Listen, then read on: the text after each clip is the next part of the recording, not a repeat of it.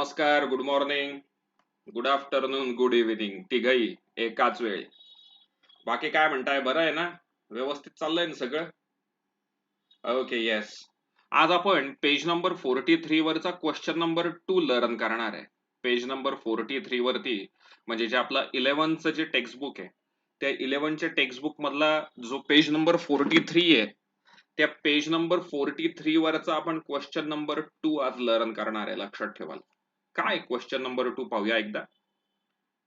Prepare chart showing analysis of the following transaction in a tabular form according to modern approach म्हटलंय. According to modern approach आपल्याला या चार्टचं analysis करायचं आहे. बरोबर? म्हणजे डेबिट क्रेडिट मध्ये कशाला डेबिट जाईल, कशाला क्रेडिट जाईल असं आपल्याला अनालिसिस करायचं आहे. बरोबर?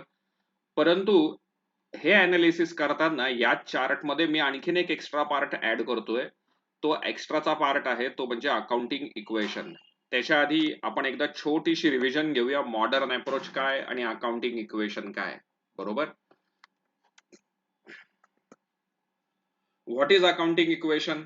Accounting equation is assets is equal to liabilities plus capital. Assets is equal to liabilities plus capital. What is this? This is our accounting equation. And other formulas are capital मध्ये आपण drawing लेस करतो. Capital मध्ये आपण drawing लेस करतो. त्याच्यानंतर आपण याच्यात profit add करतोय आणि नंतर आपण याच्यामध्ये लॉस लेस करतोय. बरोबर? कॅपिटल मध्ये ड्रॉइंग लेस होणार आहे, प्रॉफिट ऍड होणार आहे आणि लॉस लेस होणार आहे. तुमच्याकडे हा पार्ट नसेल तर लिहून घ्या. assets is equal to liabilities plus capital. बरोबर? अजून मॉडर्न अप्रोच मधले रूल्स एक टेबल होता आपल्याकडे, तुम्हाला आठवत असेल तर. नसेल तर हे टेबल पण लिहून घ्याल. रूल्स म्हणजे types and rules. Types and rules. Types and rules कशानुसार? मॉडर्न अप्रोच बरं का. टाइप आणि नंतर डेबिट आणि क्रेडिट. पहिला टाइप आहे ऍसेट. ऍसेट ऍसेट इन्क्रीज झाली तर डेबिट, डिक्रीज झाली तर क्रेडिट. त्याच्यानंतर लायबिलिटी. लायबिलिटी डिक्रीज झाली तर डेबिट, इन्क्रीज झाली तर क्रेडिट. कॅपिटल. कॅपिटल डिक्रीज झालं तर डेबिट, इन्क्रीज झालं तर क्रेडिट.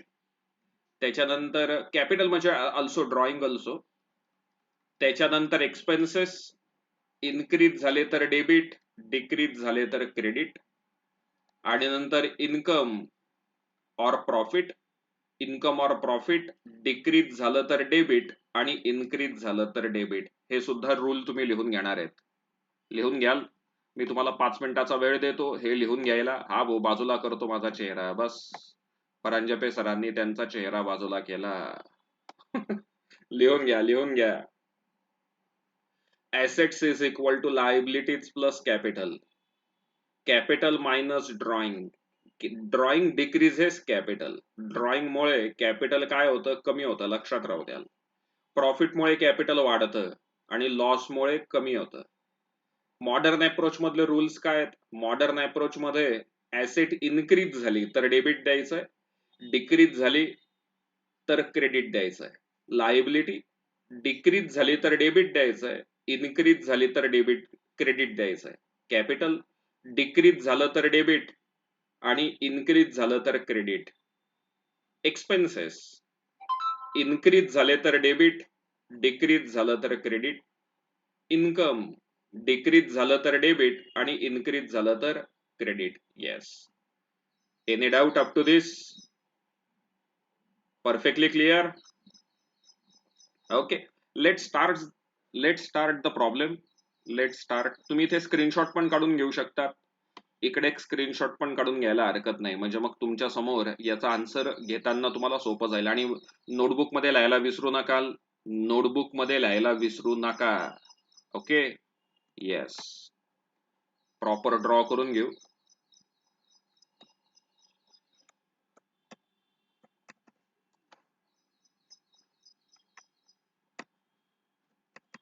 प्रॉपर ड्रॉ करून घेऊ, आपल्याला काय काय कॉलम लागतील, काय काय नाही त्या दृष्टीने, म्हणजे मग तुम्हालाही सोपं जाईल. तुम्ही पण ड्रॉ करा माझ्या बरोबर.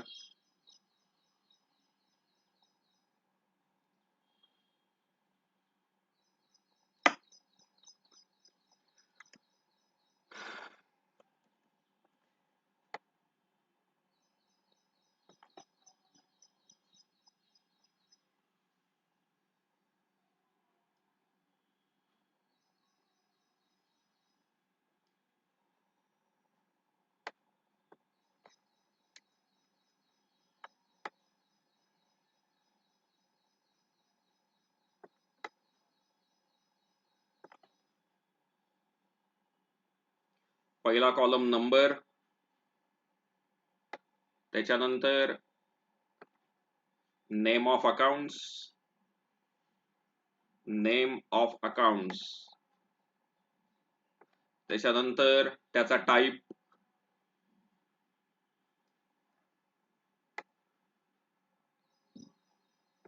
नंतर म्हणजे नेम ऑफ अकाउंट्स, त्याचा टाईप, पहिल्यांदा टाईप डिसाइड करावा लागेल, whether it is asset, liability or etcetera, बरोबर. त्याच्यानंतर as per their rules debit or credit, debit द्यायचं का क्रेडिट द्यायचं, आणि त्याच्यानंतर मग आपले कॉलम असणार आहेत मॉडर्न अप्रोच मधले, सॉरी, नंतर आपण घेऊ कॉलम अकाउंटिंग इक्वेशन साठी, नंतरचे आपण कॉलम टाकू अकाउंटिंग इक्वेशन साठी. बरं लक्षात घ्या, एक्झाम मध्ये असं विचारत नाही बरं का, एक्झाम मध्ये फक्त अनालिसिस विचारलंय, परंतु आपल्याला जरा सोपं व्हावं, दोनदा तीनदा प्रॅक्टिस व्हावी एकाच विषयाची आणि कॉमनली, म्हणून मग आपण थोडंसं ऍडव्हान्स करून घेतलंय एवढाच विषय, बरोबर. म्हणून आपण थोडंसं फक्त ऍडव्हान्स केलंय, कॉलम मिक्स करून घेतलेत, कॉलम मिक्स करून घेतलेत आपण.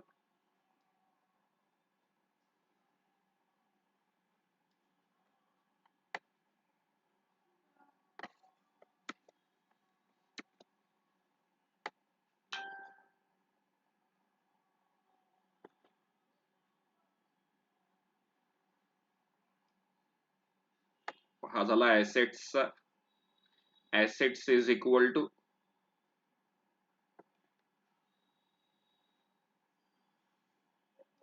लायबिलिटीज प्लस कॅपिटल, बरोबर.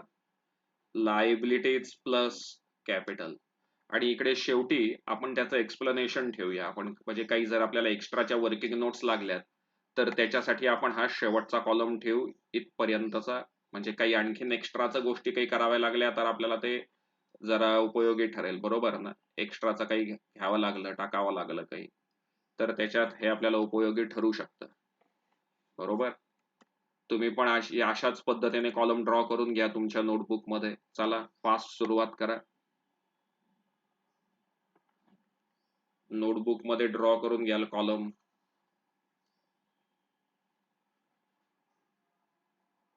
ओके, काय काय पाल, इकडे मी नाव टाकतो अनालिसिस.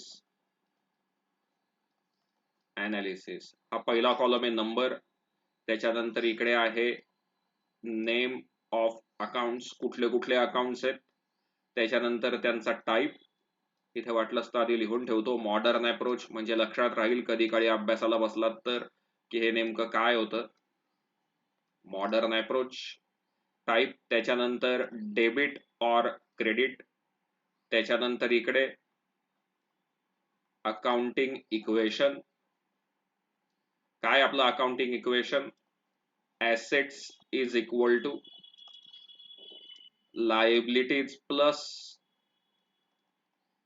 कॅपिटल, आणि इकडे एक्सप्लेनेशन. काही जर एक्सप्लेनेशनची गरज पडली आपल्याला तर ते एक्सप्लेनेशन साठी आपण हा कॉलम शिल्लक ठेवतोय, बरोबर.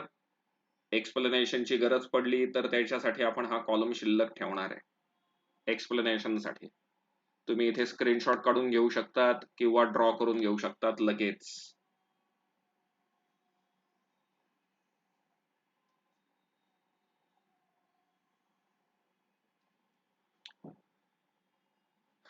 ओके यस, करूया सुरुवात. चला पहिला पॉइंट, पॉइंट नंबर 1,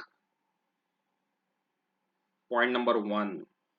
हा भाऊ मला प्लेस करतो बाजूला, परत तुम्ही म्हणाल परांजपे सर कायम मध्ये मध्ये येतात. मला मी प्लेस करून घेतलं बाजूला. बस परांजपे जरा चालले गेले बाजूला.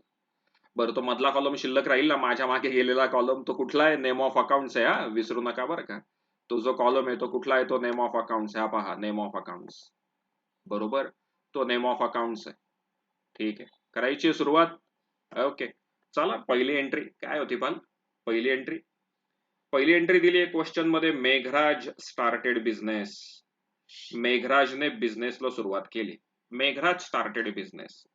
समजा तुमचं नाव आहे मेघराज, असा विचार करा. मेघराजने बिझनेसला सुरुवात केली आणि तो बिझनेसमध्ये कॅश किती घेऊन आला? 30,000 रुपीज तो कॅश घेऊन आलाय. म्हणजे याच्यातलं पहिलं अकाउंट कुठलं असणार आहे? यातलं पहिलं अकाउंट असेल ते म्हणजे कॅश अकाउंट. बिझनेसला सुरुवात करताना बिझनेसमध्ये तो जे जे काही घेऊन येतो त्याला आपण काय म्हणत असतो? आपण त्याला कॅपिटल म्हणतो, बरोबर का? बिझनेसला सुरुवात करताना बिझनेसमध्ये ज्या ज्या काही व्हॅल्यू प्रोप्रायटर किंवा ओनर आणत असतो त्याला आपण काय म्हणतो? कॅपिटल. म्हणून इकडे सेकंड असणार आहे capital account. Capital account. As per modern approach, cash ही आपली काय झाली? मॉडर्न अप्रोच नुसार कॅश ही आपली ऍसेट झाली, बरोबर ना? आणि कॅपिटलचा टाईप तर कॅपिटलच आहे. कॅश ही आपली ऍसेट आहे आणि कॅपिटलचा टाईप कॅपिटल आहे. समजा तुम्ही बिझनेस आहे असा विचार करा आणि मी बिझनेस मध्ये कॅश टाकली. My name is Meghraj. मी बिझनेस मध्ये कॅश टाकली. Think for yourself only. मी बिझनेस मध्ये आता कॅश टाकली 30,000. तुमच्याकडची कॅश पॉकेट मधली इन्क्रीज झाली का डिक्रीज झाली? विचार करा. आता तुमच्या खिशात आहेत का पैसे? मला तर काही दिसतच नाहीयेत. पैसे आहेत, मला इथूनही दिसत नाहीये. हा, 100% नाहीयेत. मग मी तुमच्याकडे 30,000 रुपये दिले. You are a business. खिशातली कॅश तुमची इन्क्रीज झाली का डिक्रीज झाली? करेक्ट, इन्क्रीज झाली आहे. बरोबर. मग ऍसेट इन्क्रीज झाली तर आपण त्याला काय देतो? इफ ऍसेट इन्क्रीजेस तर आपण त्याला देतो डेबिट, बरोबर ना? मी बिझनेस मध्ये पैसे टाकलेत. माझं बिझनेस मधलं कॅपिटल काय झालं? इन्क्रीज झालं का डिक्रीज झालं? माझं बिझनेस मधलं कॅपिटल इन्क्रीज झालंय. मग कॅपिटल इन्क्रीज झालं तर आपण त्याला काय देत असतो? क्रेडिट. येत आहे लक्षात?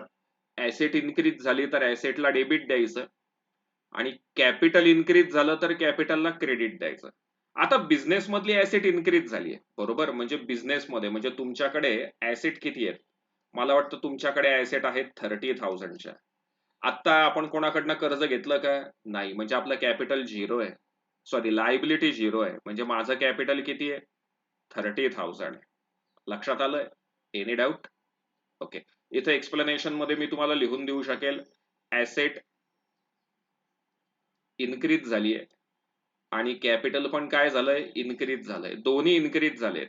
आणि कॅपिटल रूल आहेत ना तुमच्याकडे? ऍसेट इन्क्रीज झाली तर ऍसेटला डेबिट द्यायचंय आणि कॅपिटल इन्क्रीज झालं तर कॅपिटलला क्रेडिट द्यायचंय. Correct. Entry number 2, deposited cash into bank of India. आपण बँक ऑफ इंडिया मध्ये कॅश डिपॉझिट केली. कुठे डिपॉझिट केली? बँक ऑफ इंडिया मध्ये, बरोबर? म्हणजे आपल्याला पहिल्यांदा काय नाव लिहून ठेवावं लागेल? Bank of India account. आणि बँकेत कॅश डिपॉझिट केली म्हणजे दुसरं काय नाव येणार आहे? कॅश अकाउंट, बरोबर? बँकेत असलेले पैसे ही आपली ऍसेट असते का? Think over that. ऍसेट म्हणजे संपत्ती. आपल्या बँकेत पैसे आहेत, मी बँकेमध्ये पैसे टाकलेत, आपली संपत्ती आहे का? येस. म्हणजे बँक ऑफ इंडियाचा टाईप पण काय? ऍसेट आहे आणि कॅशचा पण टाईप काय? ऍसेटच आहे. दोघांचा टाईपही ऍसेट आहे. बँक ऑफ इंडियाचा पण टाईप ऍसेट आणि कॅशचा पण टाईप ऍसेट. जर एक्सप्लेनेशनचा विचार केला, आपण बँकेत कॅश टाकली. आता बँकेत आपले पैसे होते का काही? नथिंग. 0 रुपीज होते बँकेत आता आपले, बरोबर ना? बँकेत आपले पैसेच नव्हते. मग आता आपण बँकेत पैसे टाकले म्हणजे बँकेतली ऍसेट काय झाली? मला वाटतं आपण बँकेत पैसे टाकले म्हणजे आपली बँकेतली ऍसेट इन्क्रीज झाली. करेक्ट. आणि खिशातली कॅश काय झाली? आणि खिशातली कॅश काय झाली? थिंक ओव्हर दिस. खिशातली कॅश काय झाली? मला वाटतं खिशातली कॅश डिक्रीज झाली. ही पण आपली ऍसेटच आहे, बरोबर ना? मग ऍसेट इन्क्रीज झाली तर आपण ऍसेटला डेबिट देतो आणि ऍसेट डिक्रीज झाली तर आपण ऍसेटला काय देत असतो? क्रेडिट. म्हणजे बँक ऑफ इंडियाला येणारे डेबिट आणि कॅशला येणारे क्रेडिट, बरोबर? आता या दोघांचा विचार करा. पहिल्यांदा आपण विचार करू कॅशचा. आपल्याकडे आता कॅश, आपल्याकडे ऍसेट किती होती? 30,000. आपण बँकेमध्ये कॅश किती डिपॉझिट केली? 2,000. म्हणजे आपल्या खिशातली कॅश कमी झाली. करेक्ट. माझ्याकडचे 2,000 मी बँकेत टाकलेत ना, म्हणजे आपल्याकडची कॅश काय झाली? कमी झाली. बरोबर. आणि बँकेतली वाढली. म्हणजे याच्यातच होणारे 2000 प्लस आणि 2000 मायनस, म्हणजे आपलं आन्सर परत तेवढंच येतंय 30,000. At the same time liability आपली कॉन्स्टंट आहे आणि कॅपिटल पण आपलं कॉन्स्टंट आहे. बरोबर. दोन्ही गोष्टी आपल्या कॉन्स्टंट आहेत. लायबिलिटी पण कॉन्स्टंट आणि कॅपिटल पण constant. Any doubt? Perfectly clear? काही डाऊट असेल तर तुम्ही मला लगेच विचारून घेऊ शकतात. 100% विचारा. काही पण डाऊट असला तर. डोक्याला त्रास वाढवून घेऊ नका. समजावून घ्या, उमजून घ्या.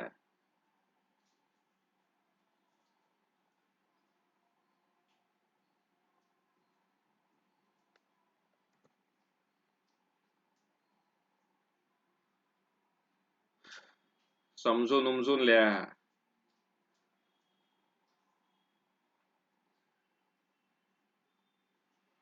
I am waiting for your replies.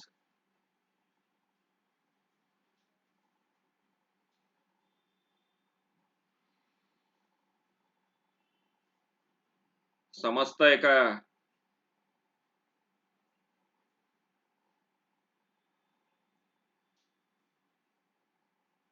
Yes. Okay, जायचंय पुढे. Okay, next point number 3. Point number 3 काय? Third transaction. Third transaction is विड्रीव cash ₹1000 for personal use. आपण पर्सनल यूज साठी 1000 रुपये कॅश विड्रॉ केली. पर्सनल यूज साठी बरं का. काय विड्रॉ केली आपण? कॅश. पर्सनल यूज साठी विड्रॉ केली म्हणजे आपण त्याला ड्रॉइंग म्हणतो. बरोबर. जेवढे पण काही आपले पर्सनल एक्सपेन्सेस असतात त्याला आपण काय म्हणत असतो? ड्रॉइंग. आपण विड्रीव केली कॅश 1000. बरोबर. म्हणजे कॅश विड्रीव केली म्हणून आपल्याला कॅश लिहून तर ठेवावंच लागेल. ऍट द सेम टाइम आपण पर्सनल यूज साठी विड्रॉ केली आहे. पर्सनल यूज साठी जे जे काही एक्सपेंडिचर होतं त्याला आपण ड्रॉइंग असं म्हणतो. ही जी कॅश आहे या कॅशचा टाईप काय? ऍसेट. ही जी कॅश आहे या कॅशचा टाईप आहे ऍसेट आणि ड्रॉइंगचा टाईप काय? कॅपिटल.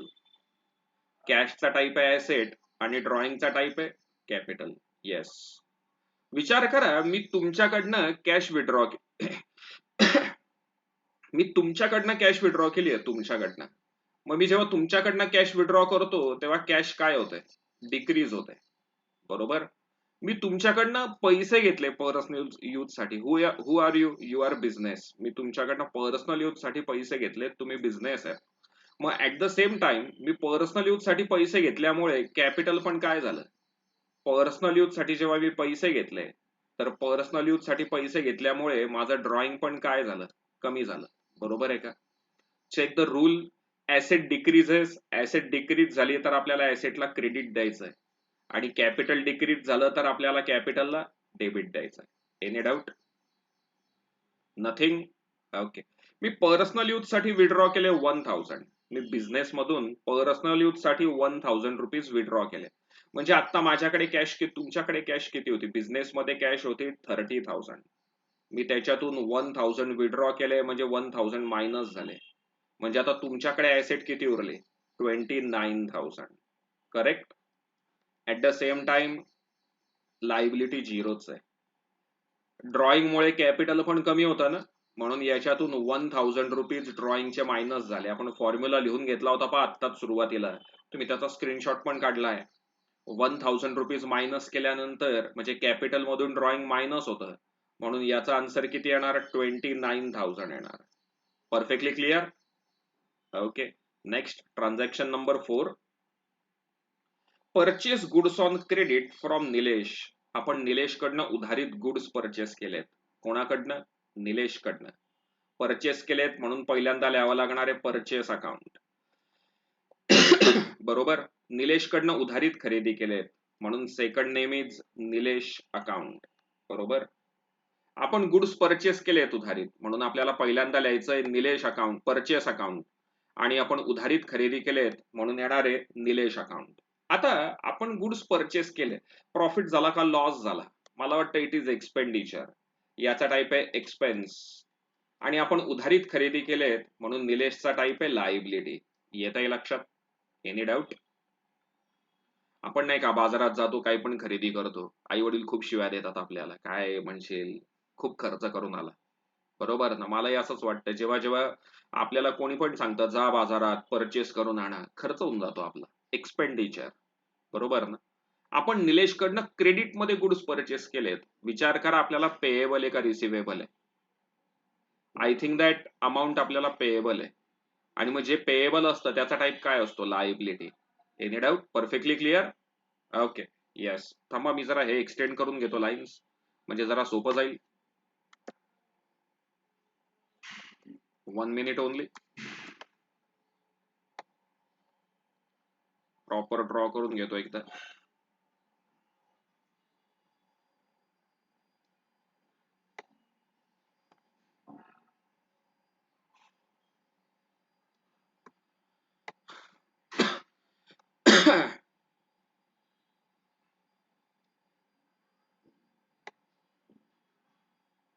एक सेकंड ड्रॉ करून घेतोय.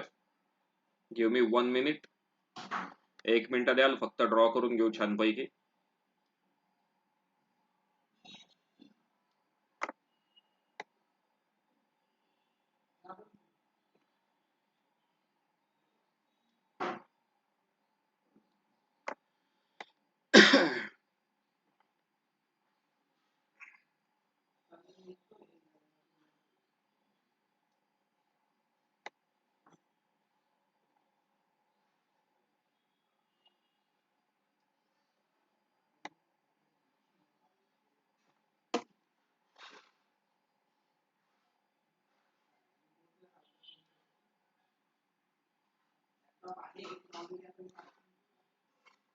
ओके.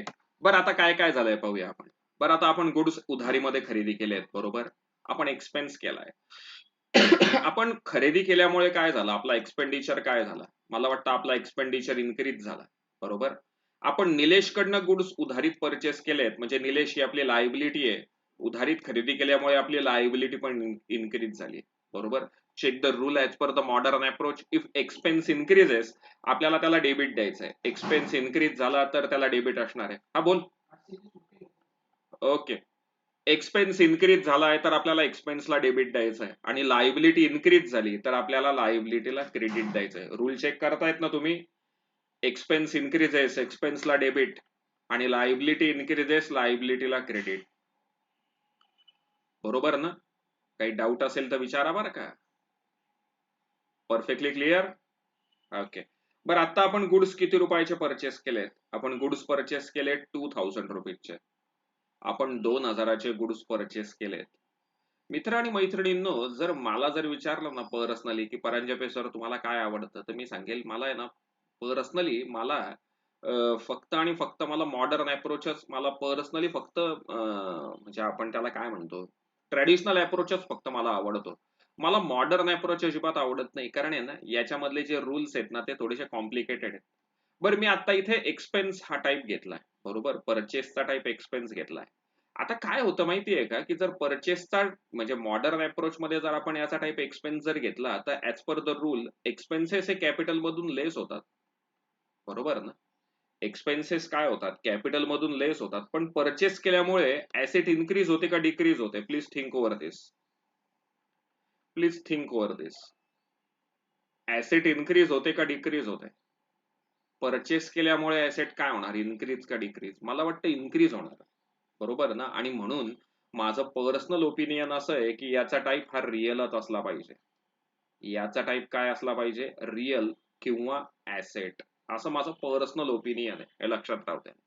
काय सांगितलं मी? ऍज पर द फॉर्म्युला जर समजा आपण याचा टाईप एक्सपेन्स घेतला, तर एक्सपेन्समुळे आपण कॅपिटल काय करणार, मायनस करणार ना, बरोबर ना. कॅपिटल मायनस करणार. पण आपण जेव्हा ऍसेट परचेस करतो, आपण जेव्हा ऍसेट परचेस करतो म्हणजे गुड्स परचेस करतो, तेव्हा आपली ऍसेट काय होते, इन्क्रीज होते, बरोबर ना. आपण याला काय करणार, आपण याला असंच करणार, परचेस केला ऍसेट वाढली. येतंय का लक्षात? तुम्ही जर याच्यावरचे जर एक्झाम्पल पाहिले, किती पण एक्झाम्पल पाहिले, तर त्या सर्व एक्झाम्पल मध्ये पण असंच आहे, परचेसमुळे ऍसेट इन्क्रीज होतीये. ओके. बरं आता इथे किती रुपयाचा परचेस केलाय, इथे परचेस आहे 2000 रुपीजचा परचेस आहे. म्हणजे आपण काय करणार, 29,000 मध्ये, म्हणजे 29,000 रुपीज आपली ऍसेट होती, बरोबर. या 29,000 मध्ये आपण 2,000 रुपीज ऍड करणार. कशाचे? गुड्सचे. गुड्स म्हणजे आपली आता ऍसेट किती झाली? आपली ऍसेट झाली 31,000 ही आपली ऍसेट आहे. बरोबर आहे? आता आपण 2,000चा गुड्स उधारीत परचेस केलाय. आपण 2,000चा गुड्स उधारीत परचेस केलाय. उधारीत परचेस केल्यामुळे काय होईल? आपली जी लायबिलिटी आहे ती पण इन्क्रीज होईल ना. म्हणजे याच्यामध्ये 2,000 रुपीज पण ऍड होतील. कशात? लायबिलिटी मध्ये. म्हणजे आपली लायबिलिटी झाली 2,000. ऍट द सेम टाइम आपलं कॅपिटल पण किती राहणार आहे? तेवढंच राहणार आहे, 29,000. बरोबर? हा पॉइंट लक्षात नाही आला तर तुम्ही मला फोन करून पण विचारू शकता. मी काय सांगितलं की मॉडर्न अप्रोच मध्ये याचा टाइप एक्सपेन्स आहे. बट अकाउंटिंग इक्वेशनचा रूल पाहिला तर एक्सपेन्स कॅपिटल मधून मायनस होतात. म्हणजे ही लिमिटेशन आहे एक लक्षात घ्या मॉडर्न अप्रोचची. म्हणून मला ट्रॅडिशनल अप्रोच मध्ये याचा टाइप रिअल खूप आवडतो किंवा मॉडर्न अप्रोच मध्ये जर गोष्ट करायची झाली ना तर मी याचा टाइप ऍसेट ठेवणार आहे. असं माझं ओपिनियन आहे, माझं पर्सनल ओपिनियन आहे. बरोबर? पण पुस्तकानुसार तर याचा टाइप एक्सपेन्सच आहे. बरं काय होतं, आपण गुड्स परचेस केले म्हणजे आपल्या बिझनेसमध्ये गुड्स काय असतात? कम्स इन का गोज आउट? मला वाटतं आपल्या बिझनेसमध्ये गुड्स कम्स इन असतात. Debit what comes in. आपली ऍसेट इन्क्रीज होते का डिक्रीज होते? मला वाटतं ड्यू टू परचेस आपली ऍसेट इन्क्रीज होते. दुकानात माल येतो ना, म्हणून आपण त्याला याच्यात ऍड केलंय. ऍट द सेम टाइम आपण निलेशकडनं गुड्स उधारीत परचेस केलेत. म्हणजे आपल्या डोक्यावरची ती लायबिलिटी आहे. लायबिलिटी पण इन्क्रीज झाली. म्हणून आपण त्याला लायबिलिटी मध्ये पण ऍड केलंय. येतंय लक्षात? Okay, next. Number 5. Cash purchases. Cash purchase रोखीत माल खरेदी केलाय. म्हणजे आपण पैसे दिले आणि गुड्स घेतलेत. मग याचा टाइप आहे परचेस अकाउंट. काय काय याच्यात? परचेस आणि कॅश. मॉडर्न अप्रोच मध्ये जर गेलो तर याचा टाइप आहे एक्सपेन्स आणि कॅशचा टाइप आहे ऍसेट. आपण गुड्स परचेस केले तर आपला एक्सपेन्स काय झाला? इन्क्रीज झाला. कॅश मध्ये परचेस केले म्हणजे आपली जी ऍसेट आहे म्हणजे आपली जी कॅश आहे ती आपली कॅश काय झाली? डिक्रीज झाली. As per the rule expense झाला तर त्याला डेबिट द्यायचंय, म्हणजे एक्सपेन्स इन्क्रीज झाला तर डेबिट द्यायचंय आणि ऍसेट डिक्रीज झाली तर त्याला क्रेडिट द्यायचं. रूल चेक करत राहा. एक्सपेन्स इन्क्रीज झाला तर डेबिट आहे आणि ऍसेट डिक्रीज झाली तर क्रेडिट आहे. पण इतक्यात इथेच म्हटल्याप्रमाणे मी याचा टाइप ऍसेट ठेवणार आहे तरच हे डोक्यात येईल बरं का, लक्षात राहू द्या. परचेस केल्यामुळे काय होतं? आपल्या दुकानातले गुड्स इन्क्रीज होतात का डिक्रीज होतात? थिंक ओव्हर दिस. परचेस केल्यामुळे काय होतं? आपले गुड्स इन्क्रीज होतात का डिक्रीज होतात? मला वाटतं परचेस केल्यामुळे आपले जे गुड्स आहेत ते इन्क्रीज होतात. बरोबर ना? परचेस केल्यामुळे गुड्स काय होतात? इन्क्रीज होतात. म्हणजे आपली दुकानातली ऍसेट वाढते. आपण किती रुपयाचा परचेस केलाय? 3,000चा. आता आपल्याकडे ऍसेट होती 31,000. त्याच्यात प्लस 3,000 आपण ऍड केले गुड्सचे, म्हणजे आपल्या दुकानात गुड्स आला म्हणून 3,000 रुपये ऍड केले. But at the same time आपण कॅश पण दिली ना. कॅश ही पण आपली काय होती? ऍसेटच होती. म्हणून आपण याच्यातून 3,000 रुपीज लेस करणारे कॅशचे. म्हणजे शेवटी आपली टोटल ऍसेट इंटॅक्ट राहिली 31,000च. हा पॉइंट लक्षात येतोय? नसेल येत तर तुम्ही मला कमेंट सेक्शन मध्ये विचारू शकतात. येस. काय सांगितलं मी इतक्यात?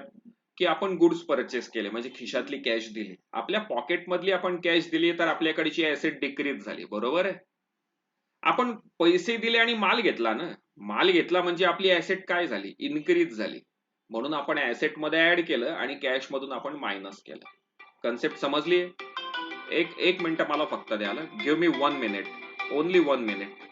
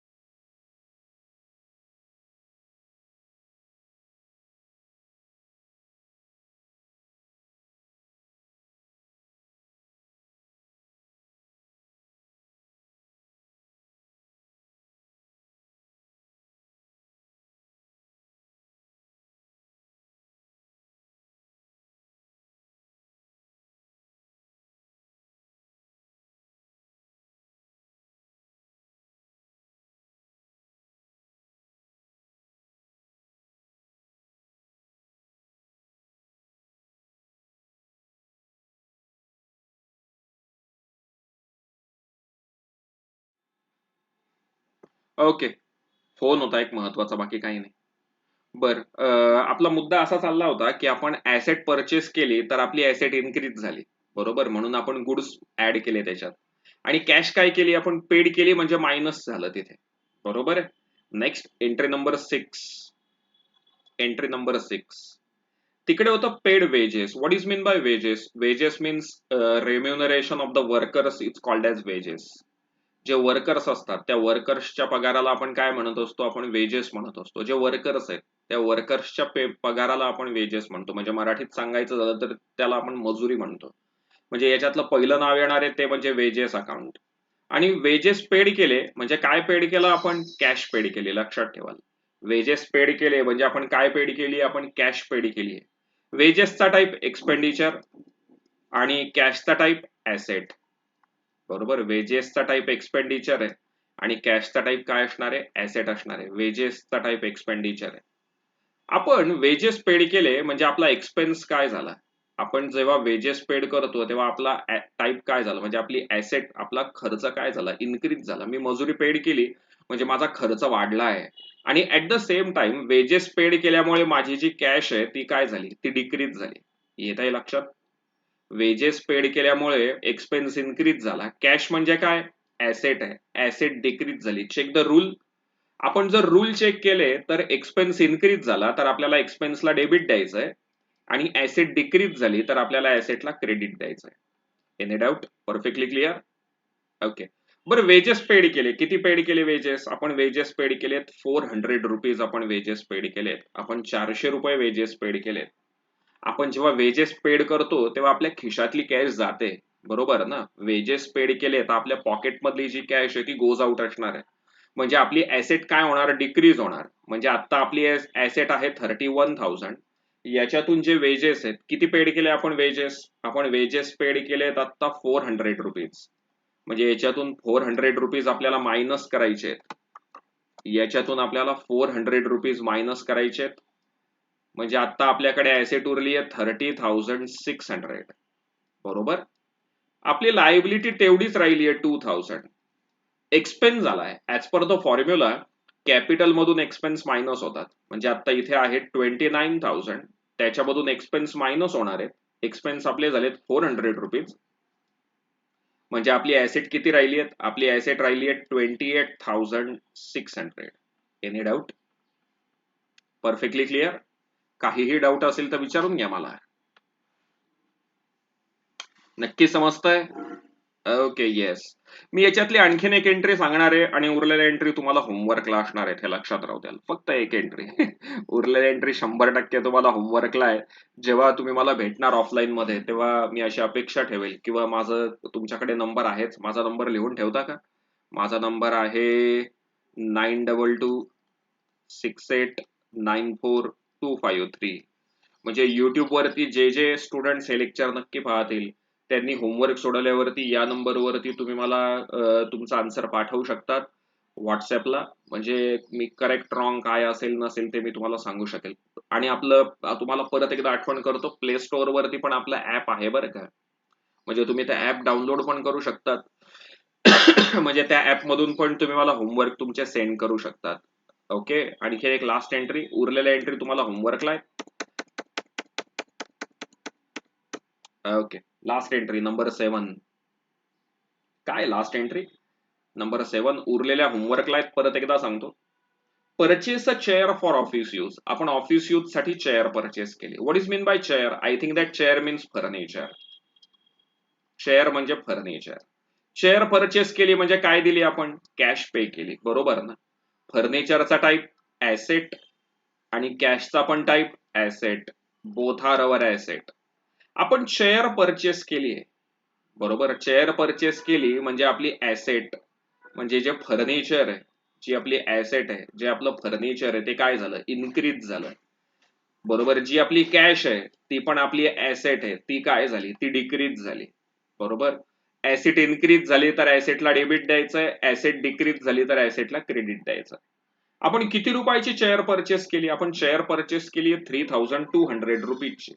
म्हणजे काय झालं, पॉकेट मधले 3,200 रुपीज दिले आणि आपण शेअर घेऊन आलो, म्हणजे गेले आणि आले पण ना, म्हणजे at the same time plus पण झाले आणि मायनस पण झाले.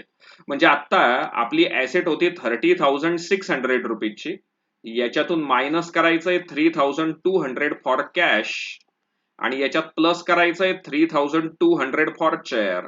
म्हणजे आपला आन्सर इंटॅक्ट राहील 30,600. म्हणजे इथे पण तेवढेच राहतील 2,000 प्लस, सॉरी इथे आन्सर घ्यायचं राहून गेलं, 28,600 आणि इकडे पण येतील 28,600. Perfectly clear. हा वेळ देतोय मी तुम्हाला स्क्रीनशॉट काढायला, म्हणजे तुम्ही आन्सर लिहून घेऊ शकतात. स्क्रीनशॉट काढायला वेळ देतोय तुम्हाला, स्क्रीनशॉट काढून घ्याल. स्क्रीनशॉट काढून घ्याल. ओके, आता काढला स्क्रीनशॉट? काढला का स्क्रीनशॉट? म्हणजे तुम्हाला वहीमध्ये आन्सर लिहिता येईल, बाकी काही नाहीये. इकडे पण काढून घ्याल स्क्रीनशॉट. म्हणजे तुम्हाला तुमच्या नोटबुक मध्ये आन्सर लिहून घेता येईल. Any doubt? Perfectly clear.